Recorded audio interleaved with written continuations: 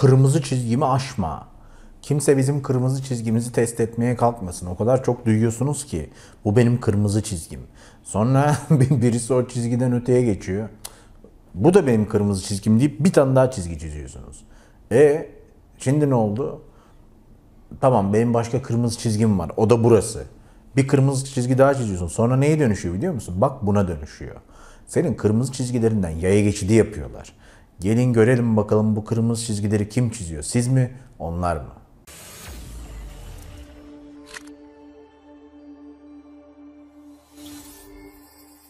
Kırmızı çizgilere hoş geldiniz. Şimdi kırmızı çizgiler öyle şeyler ki böyle prensipliyim ben, benim kırmızı çizgilerim var, kimse bunları sınamasın dersin, sınarlar. Sonrasında olsun canımız sağ olsun, başka kırmızı çizgilerimiz var dersin. Kırmızı çizgiler ikili ilişkilerde görülür. Uluslararası ilişkilerde görülür. Ulusal ilişkilerde görülür. Kırmızı çizgileri ya sen çizersin ya başkaları çizer. Kırmızı çizgilerden bir kare çizer, sen onun içinde öylece kalırsın tatlış tatlış. Ama sen çiziyorsan çizginin ne tarafındasın bir ona bakacaksın. Sen o çizgiyi çizdikten sonra insanlar zaten umursamıyorsa çok komik olursun çünkü. Gelmiyor ki kimse, seni iplemiyor ki. Kimse beni sinemaya götürmeye çalışmasın. Kimsenin umurunda değilsin ki ne sineması. Yani sen o çizgiyi, prensibi koyuyorsun da ben çok gördüm, YouTube kanalı açmış, ona buna sallıyor. 2 takipçisi var. Zaten birisi kendisi, diğeri sahte profil. Dolayısıyla kırmızı çizgileri çizerken sizin bu tarafa yalnızlık mı düşüyor yoksa itibar mı, ona bir bakacaksın. Kırmızı çizgilerinizin, yani sınırlarınızın, prensiplerinizin esnek olmaması gerekiyor. Yani kırmızı bir yaya dönüşürse o hoş değil. Sen olabildiğince insanlara yeterli güçteyken, kaliten varken, bilgin, donanımın varken o çizgiyi çizersen insanlar seni ciddiye alır. Çünkü sen bir kere onu esnettin mi, İkinci, üçüncü esnetmekten sonra insan ya Haluk zaten çok geniş insan, boş ver, o gelse de olur, ona fikrini sorsak da olur. Rahat rahat sallarlar senin için. Ve bu senin itibarsız, gevşek bir insan olman anlamına gelir. Şimdi kırmızı çizgilerle ilgili şunu bilmek lazım. Böyle bazı marketlerde, işte büyük marketlerde alışveriş arabaları mağazanın dışına çıktığı anda bir çizgiye geldi mi orada takılır. Geçmez bir türlü orayı. Alışveriş arabasıyla bir fren yaparsın. İşte senin kırmızı çizgilerin de böyle çizgiler. Yani onlara gelmedikçe çarpmıyorsun görünmez duvarlara. Ama bazıları var ki kırmızı çizgisini çizer. Sonra ona bir emniyet payı bırakır. Olabildiğince yaklaşmaz.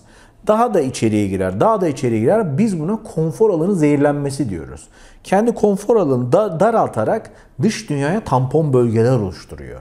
Sınır orada ama diyor, ben sınıra zaten yaklaşmıyorum ve bununla gurur duyuyor. Bazense o kırmızı çizgileri başkaları çizer. İlişki başlar, cicim ayları. Ya ben sana aslında şöyle küçük bir eleştiride bulunacağım. Ne oldu? İşte bundan sonra şöyle giyinme. Al sana kırmızı çizgi. Yataydan çizdi. O da ona der ki ya tamam ben öyle giyinmeyeyim ama sen de Instagram'daki şu arkadaşları bir silsene. O da ona bir kırmızı çizgi. Vay öyle mi? Tamam ben öyle yapayım ama sen de o zaman bundan sonra Mahmut'la görüşme. Hop bir tane alnının çatından kırmızı çizgi. Böyle böyle iş Star Wars'a döner. Dolayısıyla lütfen eğer ilişkiniz bu kadar kırmızı çizgiye oturacaksa boş boşuna hiç zahmet etmeyin, baştan ayrılın. Çünkü nikah masasında ben seni böyle bilmiyordum deyip aa erkekmişsin diye şaşırırsın ondan sonra. Biz kırmızı çizgilerle ilk önce defterde tanışırız. Daha ilk okulda, anaokulunda bilmiyorum. Defterin böyle yan tarafında bir kırmızı çizgi vardır. O senin haddindir. Bu tarafına geçmezsin. Sonra büyüdükçe öğreniriz ki o kırmızı çizgiler insanların ve toplumların bölünmesi için de dışarıdan çizilebiliyor. Der ki toplum, haritada bazı çizgiler var. Bunun bu tarafındaki böyle, şu tarafındaki şöyle. Sevmeyin birbirinizi. Hangi toplum der biliyor musun? Senin toplumun değil, dış toplum. Dış mihrak değil. Bunlar yıllardır senin içinde mihraklar. Sen komşundan etiketleyip nefret edersin. Öbüründen sonra o çizgiler seni fıtı fıtı böler. Bölünmeyeceksin, birleşeceksin ki o kırmızı çizgiler senin hududun olsun. Bazı kırmızı çizgilerse cahil toplumların çizgileridir. Irkçılık, cinsiyetçilik, mezhepçilik, dine dayalı. Ötekisin, bizdensin, pembesin, yeşilsin, mavisin, kırmızısın. Bu kırmızı çizgilere sahiplenen tüccarlar vardır. Kimi tüccarlar gelir der ki ya bu milli duygular benim. Öbürü der ki bu dini duygular benim. Hadi bakalım bizi sevenler bu kırmızı çizgilerin arkasına geçsin. Ortada kalan gariban der ki ama ben ikinizin de hani kırmızı çizgilerine inanmıyorum. Ondan değilsen bizdensin. Bizden değilsen hiç kimsedensin. Dolayısıyla bir garip kalırsın. Aslında istediğin şey kırmızı bir dikdörtgene sevgi duymaktır sadece. Gelelim senin kırmızı çizgine. Şimdi hayatta tabii ki kırmızı çizgilerin olacak, prensiplerin olacak. Birincisi zaman.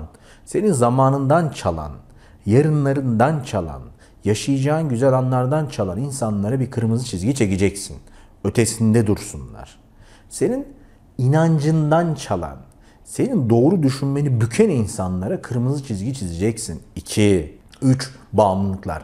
Her türlü bağımlılığa, her türlü düşünmeni, zihninin berraklığını engelleyen şeye bir çizgi çizeceksin. Senden uzak dursun o kırmızı çizgiler. İlişkilerde bunları çok yaşıyorsunuz. İşte aşkım ben senden şunu istiyorum ama sen de bunu yap. Bu bir ticaret bağımlılığı. Yani takas yapalım bağımlılığı.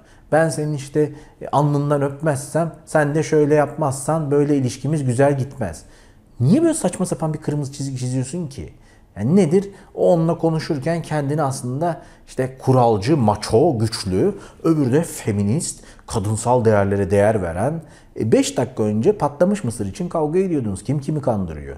Ya baştan kırmızı çizgilerini konuşun ve ona göre güzel kaliteli bir ilişki yolu çizin ve o kırmızı çizgiler sizin yan çizgileriniz olsun, gideceğiniz yolun. Raylarınızın iki ayağı olsun ya da durup durup o kırmızı çizgileri çakıştırmayın boş boşuna. İlişkiyi çocuk oyuncağı yapmayın. Ve karakterli olacaksın. Son. Sen kırmızı çizgini çizdin. Onun üstü ayak izlerinden insanlar sürekli çiğnediği için siyah döndüyse ve kırmızı olduğu bile anlaşılmıyorsa işte kendine özgüvenin, saygın yoktur. Kendine özgüvenin, saygın yoksa sonucu nedir biliyor musun? İnsanlar sana inanmaz. Umarım kırmızı çizgilerinize sadık kalırsınız. Yazar mısınız aşağıya? Sizin kırmızı çizginiz nedir? Ben Emik Tatar. Bir sonraki videoda görüşmek üzere.